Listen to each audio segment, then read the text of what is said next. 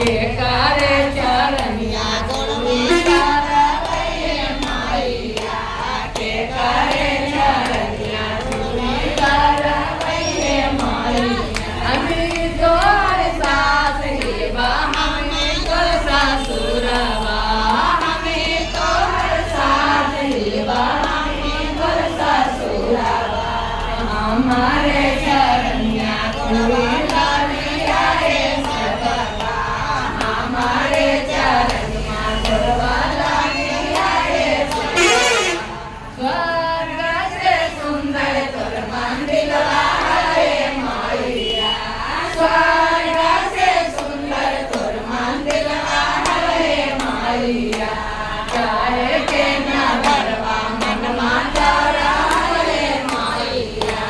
जाए के ना भरवा मन माता रे मैया ना घर में माई बना घर में बाप बना घर में माई बना घर में बाप के कारा से कहवे दिल के बातिया रे मैया के कारा से कहवा मोतिया रे मैया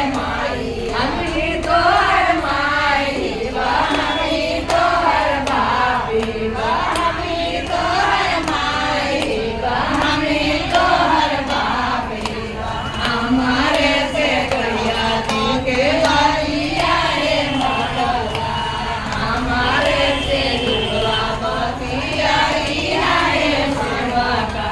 स्वर्ग से सुंदर तोर मंदिर रे मैया स्वर्ग से सुंदर तोर मंदिर रे मैया जाए के ना भरवा भरवा रे मैया ना घर में भाई हाथुन ना घर में भौजाइया ना घर में भाई हाथुन ना घर भौजाइया के मोरा डरिया कौनाई कहिए मैया के मोरा बचिया बाबूराई कहिए मैया हमी तोहर भाई बा हमी तोर भौजाइया हमी तोहर भाई बा हमी तोर भौजाइया हमी तोरा बचिया बाबूराई बाबे भगवा हमी तोरा बचिया बाबूराई बाबे भगवा आशीर्वाद देने वाली माता की जय सच्चे दरबार की